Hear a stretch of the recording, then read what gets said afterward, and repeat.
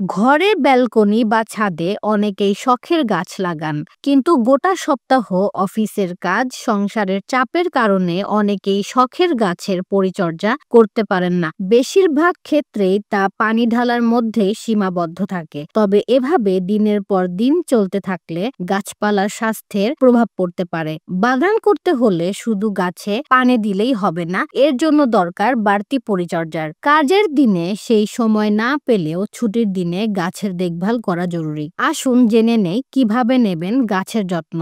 ঘরের ভিতরে রাখা গাছ সাধারণত অল্প যত্ন সূর্যালোকে বেড়ে ওঠে। তারপরও অন্তত 2 থেকে 3 ঘন্টা এসব গাছ জানালার পাশে আলো হাওয়ায় রাখা দরকার। যেদিন সময় পাবেন সেদিন গাছগুলি পরীক্ষা করে দেখে নিন তাদের স্বাস্থ্য ঠিক আছে কিনা। প্রয়োজনে গাছগুলোর অবস্থান বদল করে উপযুক্ত আলো হাওয়ার ব্যবস্থা করতে হবে। গাছের বেড়ে ওঠার পাশাপাশি কাটছাঁটও খুবই জরুরি। ফুল গাছের ক্ষেত্রে কোন কাণ্ড কোন কুঁড়ি কাটতে হবে, শুকিয়ে যাওয়া কোন ফুল কাটতে হবে তা মাথায় রাখা দরকার। গাছে বেশি ফুল চাইলে এই পদ্ধতি খুব জরুরি। লক্ষ্য করলে দেখবেন গাছ যদি এমন কোনো জায়গায় রাখা হয় যার একদিকে সূর্যালোক আসে, তাহলে কাণ্ড সেদিকেই ডালপালা মেলে। এই ক্ষেত্রে 1 সপ্তাহ পর পর টবের অবস্থান এদিক ওদিক করলে বা টবটি ঘুরিয়ে দিলে গাছ সব দিকে সমানভাবে বাড়বে।